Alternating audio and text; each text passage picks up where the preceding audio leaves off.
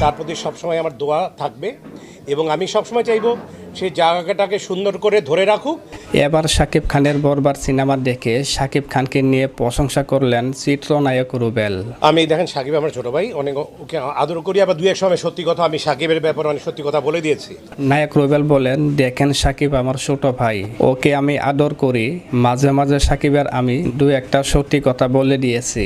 তবে এবার সাকিবের বরবাদ সিনেমাটি অনেক ভালো হয়েছে, যা এর আগে কখনো বরবাদের মতো অ্যাকশন ভাইলেন্সের সিনেমা কেউ এর আগে তৈরি করতে পারে নাই। নায়ক রুবেল আরও বলেন, সাকিবকে নিয়ে আমি আর কোনো কথা বলতে চাই না, আমি শুধু বলবো সে যে অবস্থায় আছে।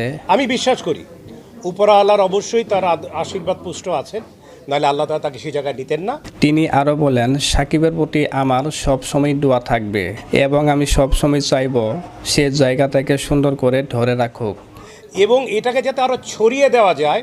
আরও আমার শুধু তার কাছে এইটুকুই প্রত্যাশা, তুমি যেহেতু একটি ভালো জায়গায় আছো, তুমি 2-4 জনকে তৈরি করে যাও। তুমি 2-4 জনকে তৈরি করে যাও।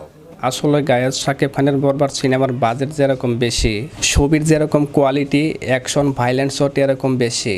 নায়ক রুবেল আরও বলেন, তুমি 2-4 জনকে তৈরি করে যাও। আমি বিশ্বাস করি কোনো মানুষের জীবনে চিরস্থায়ী না, তোমাকে আজ হোক কাল হোক একটি সময় ছেড়ে যেতে হবে, যাতে করে তারা এই জায়গাটার অবস্থানটা আবার একটি সুন্দর জায়গায় নিয়ে যাইতে পারে।